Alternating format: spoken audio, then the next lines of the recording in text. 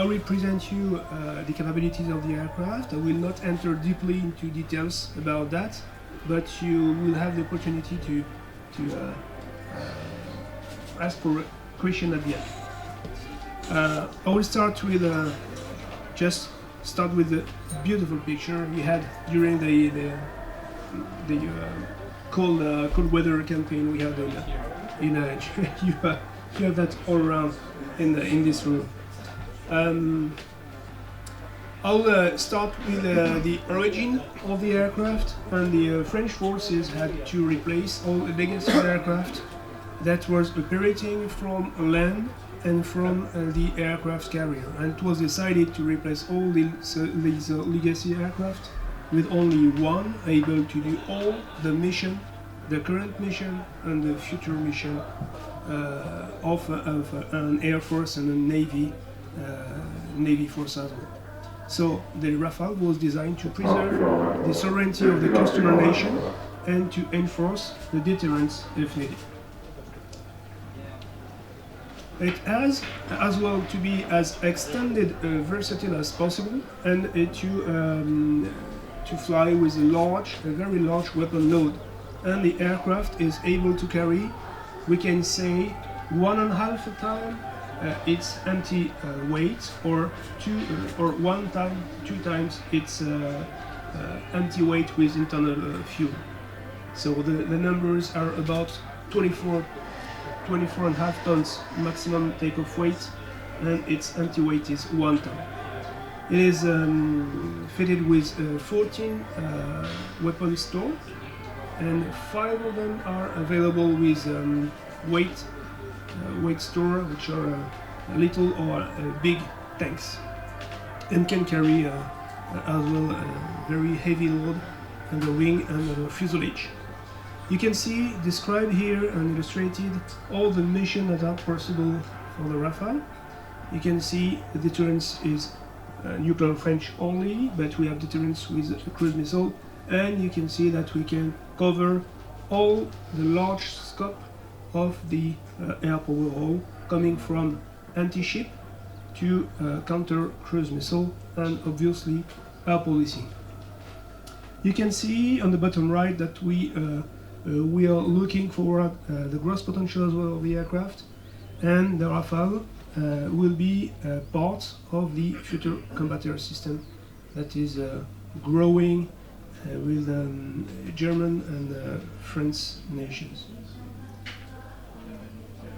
This is the Rafale concept, and Rafale is designed to operate even in standalone or in a fully operable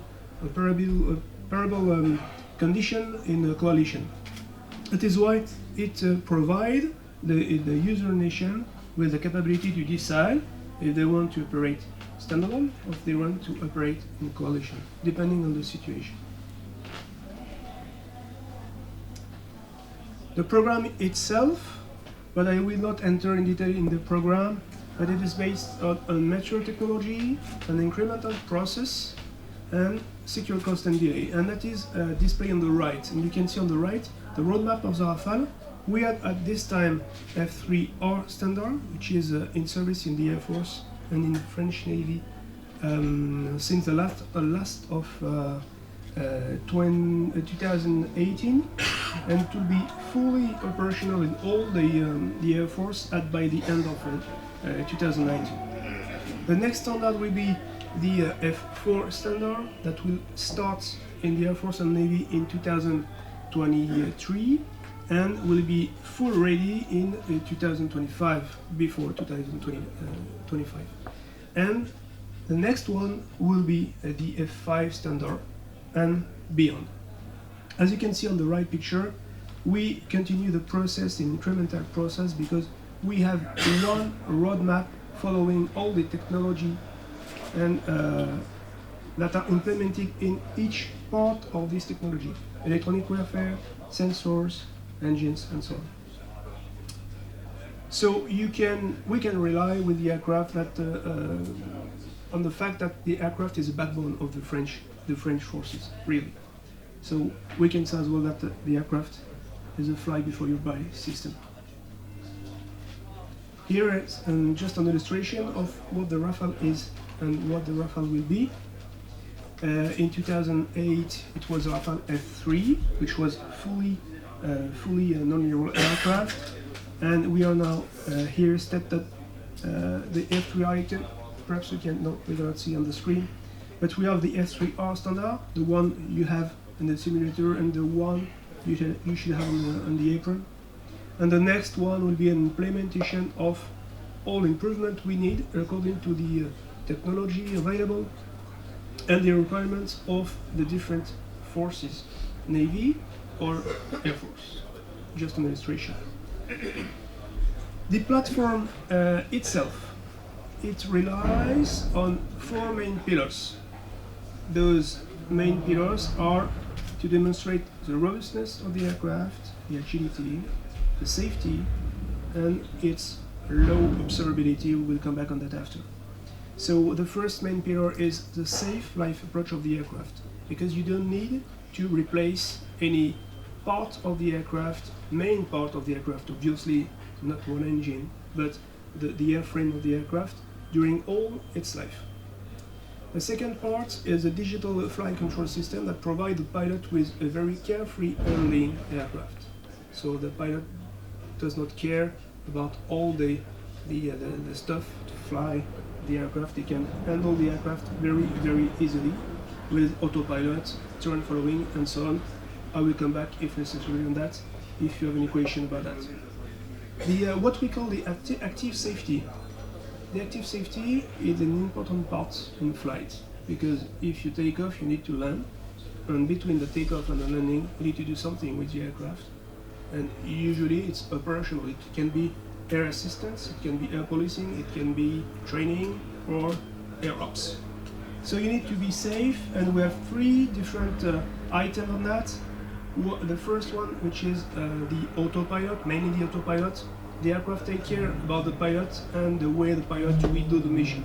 So we have the HX. HX is automatic ground collision avoidance system.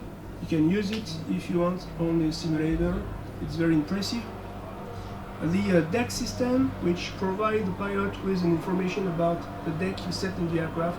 If you don't want to descend below 18,000 feet, for example, you set a deck and the aircraft will take care about that and warn you if you're approaching whatever the flight condition, this altitude. And the pilot activated recovery, which is a system in case of loss of consciousness or loss of if you are disorientated in the aircraft.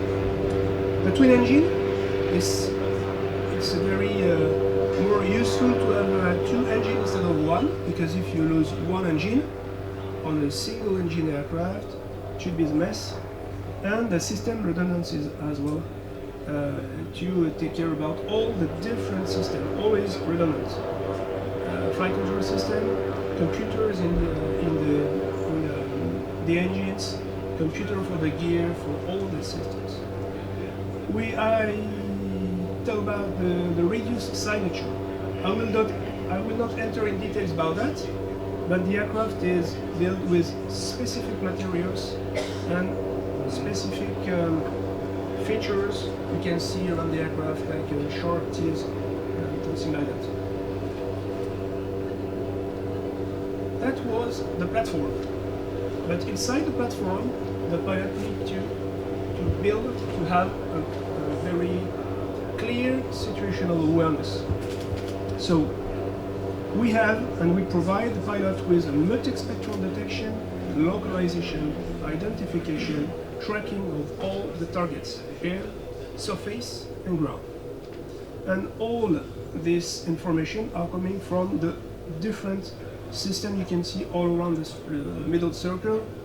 Wingman via the data link, IFF interrogator, electronic warfare, which provide the aircraft and the pilot with 360 bubble detection and protection, IR seeker that are used to improve the situational awareness as long as they are on the aircraft, obviously. The multi-display as well allow the pilot to have information wherever he is looking at. The TV and IRFSO as well, you will see that on the aircraft if you want to. And the radar, which is able to provide the pilot with information air to air, to ground, air to sea, and can be used as well as a sensor for the terrain following mode. Talios and Arios are the two recce or targeting pod, the C2 obviously, and all that provide information that are gathered in core computer, which is the main core of the aircraft. But need to provide this information to the pilot, and that rely on three main pillars again. The first is the data fusion and situational awareness, and all the system you can see on the left part. The core computer is gathering all the information, providing the pilot with a very simple and robust track information that is shown in the head-level display. You can see, we'll come back on that just after. And the second one is the pilot interface, because you need to act for short-term, long-term, medium-term, and you have a very simple interface based on autas control and a very simple displayed inside the cockpit. You get, as well as I said, the helmet-mounted display. All these three pillars provide the pilot with a very low, very low workload that allow the pilot to do all the mission the aircraft can do in a very simple way.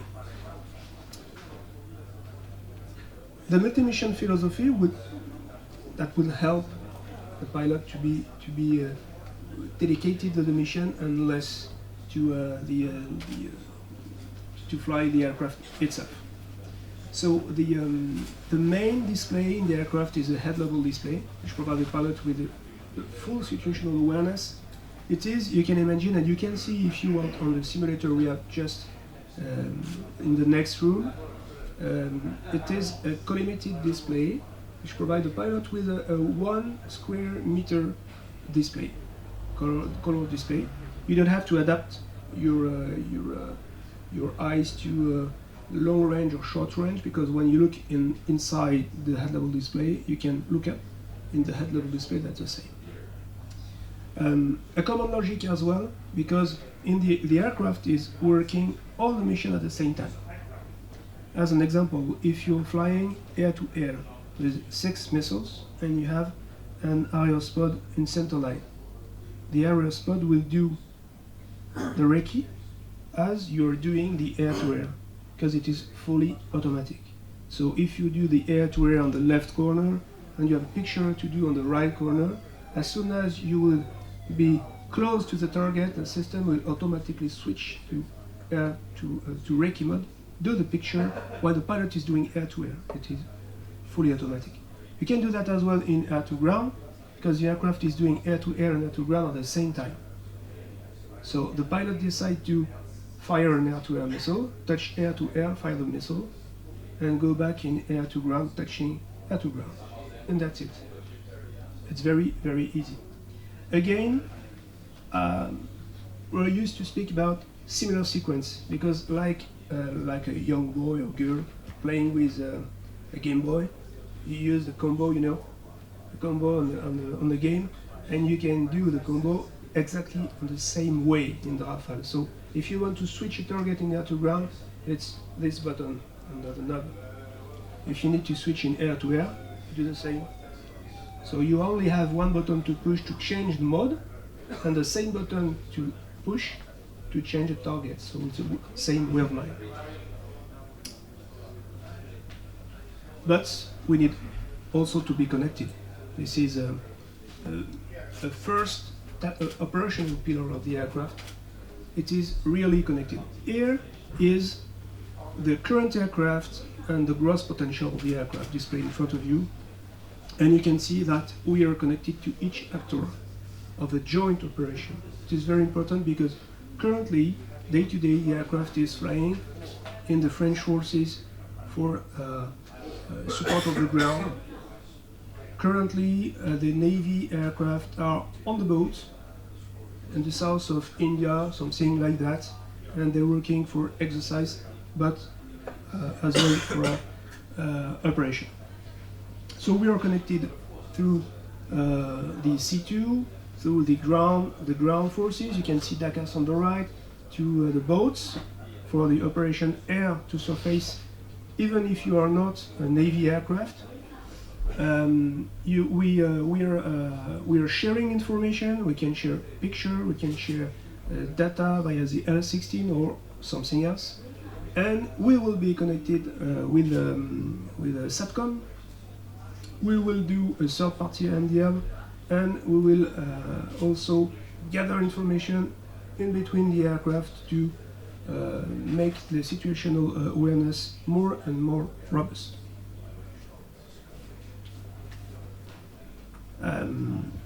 Another pillar of the aircraft is survivability. You can hear 5th generation aircraft. You can hear 4th generation aircraft. This is only commercial aspect, according to me. The important things are to be survivable. And to be survivable, you cannot rely on only one system. So, for example, in this case, are depicted all the system we use to be survivable. Low observability, pilot workload, because the less you do in the cockpit, the more you can do outside, look outside, manage your mission. The less time you pass to fire your bombs, the better it is. You push the button one time, 6 bombs are away. So it's more easy. Need to be unpredictable. If you need to fly over the target, you will be predictable. If you fire and forget long range, you will be unpredictable. That is illustrated with a Scalp missile. Need to be discreet. As soon as in a dark room you light on your and you look at something, you will be detected with your light. It's the same for the aircraft. If you use discrete sensor, you will be more efficient. You need to know what occurs around you. That's why we use our spectra for 360 degrees depth protection bubble. If the threats are high, you need to fly low. If the threat is low, you need to fly high. But if the weather is bad, flying high is very easy. You're in the clouds, like an airliner. If you're flying very low level by night, in the weather, it would be more difficult. So every aircraft, every pilot is able to fly low level, good weather. I have goggles, and I can fly low level. But if the weather is not good, it is impossible without terrain following. So if you want to enter and fly below the threats, you need the terrain following. But not only the terrain following. So just imagine we don't have this one anymore. All those remains, and you continue. Why that? Because low observable is one spectrum. You are low observable in one spectrum, perhaps different frequency. But the threats are improving, and the radar are adapted to the threats, and they will change. As soon as the capability of the radar will change, stealthiness will be down. So as soon as you lose stealthiness, it is not useful to be very stealth. So stealth is for the spectrum. So if we lose this one, all that remains. That is the main object of this slide. Endurance. Because if you take off with a very heavy load, you fly 10 minutes and you land. Yes, what else? So you need to fly for a long time. The aircraft is endurance and can be refueled. The maximum time of flight is 10 hours, can be more. And you need to not decide and to not compromise between weapon load and endurance. That's why with 14 tons available on the aircraft for an aircraft which is a 10-ton class. You can carry a lot. You can see on the right 2 different configurations, one with scalp and one with a lot of air-to-air missile. And you can see as well the different way we can refuel the aircraft. On the top left you can see that we can refuel in between two aircraft, 2 Rafale. And the concept is to be able with a refueler Rafale, not the refueled, but the refueler, to be fitted as well with weapons. Usually air-to-air, because if you want to have fuel, you need to use all the store station.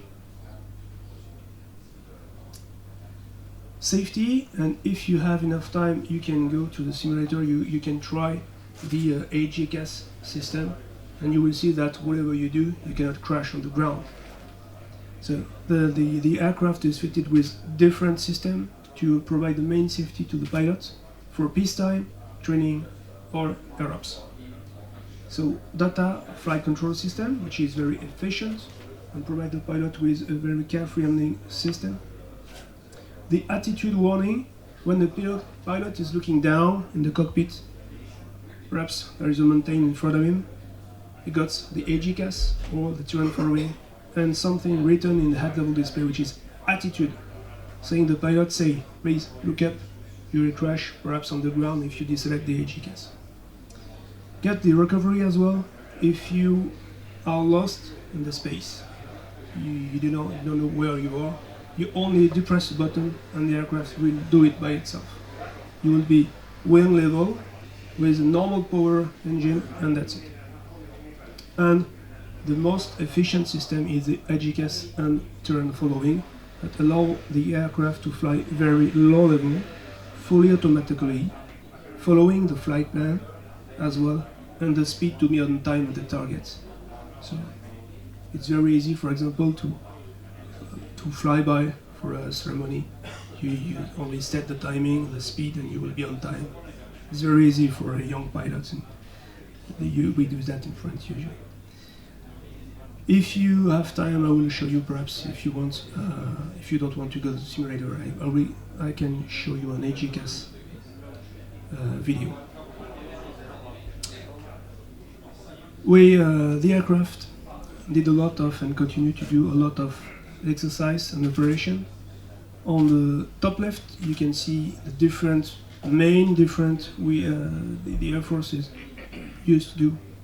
TLP in Spain, the red flag, the ACE exercise, usually in Finland, the Frisian flag, the Tiger meet as well in NATO. You can see it is always interoperable with different nations.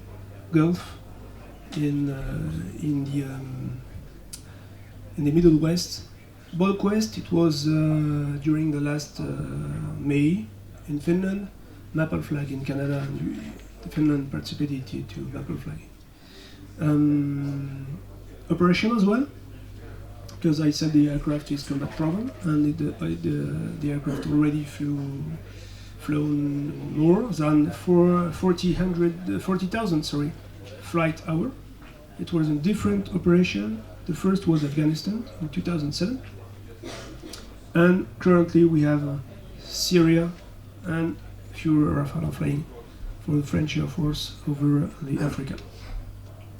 You can see on the bottom left that the aircraft is fully interoperable, because this is the only aircraft allowed to land or to touch, you can say, on US carrier, and they do usually, particularly when the French carrier is off. The French Navy is used to fly on the US carrier. And on the top right, you can see the interoperability for the Air Force. You can see one Rafale which is flying with the kind of very efficient aircraft, which is the F-22. Support of the aircraft. The aircraft is designed to be very easy to support and to deploy. And you can see on the left part 3 examples. The first is the time to remove and to replace an engine. It is less than 1 hour. You can see as well that as the aircraft is designed to operate on an aircraft carrier, need to be small and to be very easy to operate, and that is what we say the aircraft is repaired within the aircraft shadow. And you can see at the bottom that the aircraft can be operated within a very simple environment. Here it is, I guess, during the Afghanistan perhaps. So, to sum up, limited logistic footprint, very flexible, because you don't need to stop the aircraft every year to change parts. You do that on opportunity. It is a calendar, you need to do that, you will do when you will have the time to do. Or on condition, if one engine is down, you will change the engine, but it is a very short time to do that. It is an aircraft that is fully, that provides its user nation with full sovereignty, because there is no link between the aircraft and the master nation. So, for example, between Finland and France, there is no link. So you're full sovereign with your aircraft, you maintain your aircraft as it is scheduled, but it is up to you. The flight hour of the aircraft, we are above 300,000 flight hours, and I said more than 40,000 in operation. We had frequently aircraft flying more than 150 hours a month in operation, with a very, very high availability, around 95%, and we had aircraft flying more than 1,000 flight hours a year. So the aircraft is ready for high intensive operation and autonomy. But need to fly everywhere as well. And I come back on the Navy operation. You can see again the aircraft on the US carrier. Can operate in desert environments. Can appear as well in the northeast of France. It's a very rainy country in the north part of the country. We are used to fly in a very rainy day. And the two pictures just above are the capability of the air to illustrate the capability of the aircraft to fly in a very cold weather. The aircraft adaptable, efficient, in a small footprint. That's it. Kitos Palion, it is written. If you have any question, I can show you an HX. I can answer a few questions. I will only limit to technical question. I will not enter in detail in my answer. And we can, as said Benjamin, go on the apron to see the aircraft. If you want, we can go to the simulator. I can show you, if you don't want to go to the simulator, I can show you an HX little 30 seconds long HX movie. Up to you. And we have a French Air Force pilot if you want to exchange with him as well about operation. Yes. Sorry. See the movie and go to sim. Sorry? See the movie and go to simulator. Yeah? Okay.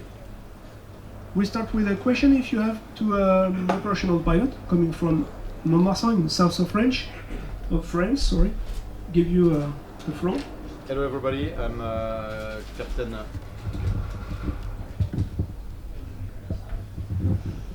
I'm Captain Michael. I come from Mont-de-Marsan, the French air base. I'm a Rafale pilot in a French squadron, the 330 Lorraine. And for about, I start flying Rafale in 2013, and I have around 1,000 hours on that aircraft. So if you have any question regarding, I will be more efficient in operational question. So if you have any question for me, feel free to ask. I'll try to.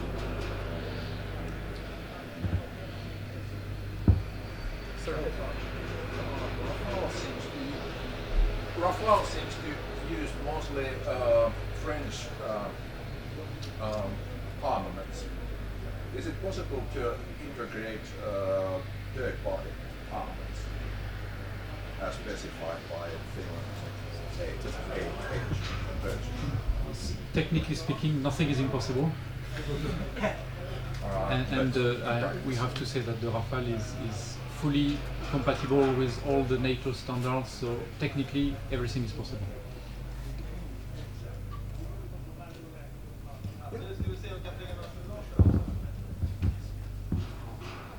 Is the helmet-mounted queuing system in use in France? The helmet-mounted queuing system? For the moment, we don't have, but it's scheduled to have one for the next version that will come in a few years. So they will have a more accurate date, but for the moment, no. But it's coming. Do you find it that you are missing something when you miss that? Of course, it's a great technology. It's really good. Of course, we can do it without. But if tomorrow you give me an helmet, I would say okay, I will take it. Thank you. Yeah, the export version, the current export version, are already equipped with a mounted display because the customer wanted to have it. The French Air Force and Navy decided to wait for the next standard to integrate the mounted display. That's why they don't have, but they should have. But they don't have.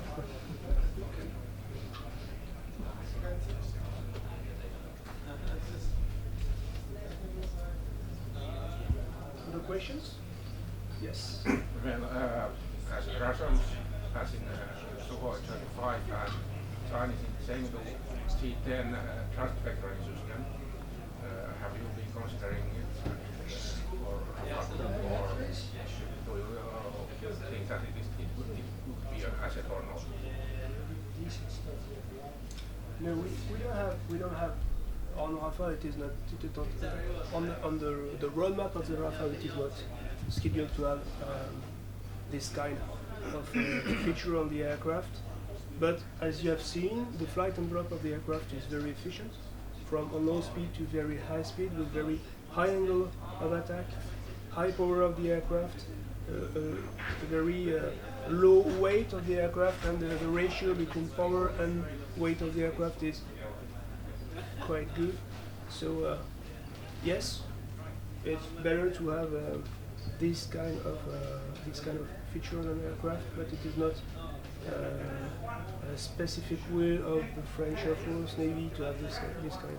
So the Rafale will not, at this time, at this step, integrate this kind of feature. We are not jealous about the maneuverability of the Rafale, especially in BFM, in combat. It's small aircraft, but it's really with high rate of turn, and most of the time when we do BFM against other aircraft, other nation, we are not jealous. So good maneuverability. If you have just a few minutes, we can go on the Rafale Touch after that, and we can show you different Rafale hub with a Typhoon, with something else, with different type of aircraft, not only Typhoon, but it is not, we don't currently need to have this. That's why we said yes, we can be behind another aircraft quite easily depending on the pilot as well. Of course, because of the French pilot. So, Are you going to fly during the weekend? Yeah, we hope if the weather is getting better, tomorrow and Sunday we'll perform a tactical display. So with 2 Rafales, just to show what we can do with that configuration. So with the 3 tanks and 4 Mika. And so I hope not only the weather will be fine and we'll do the show during it could be the end of the day, around 16 or 17 local time. We'll perform a show tomorrow. What's best on flying Rafale? Sorry? What is best on flying Rafale? In your opinion? The best in flying everything. No, it's the things that we can do everything, air to air, air to ground, so many missions. So Yes, we're really proud of that that aircraft. For in the mission in the country, we are protecting our country with the QRA, or when we go abroad for in different conflicts. So we can do a lot of mission.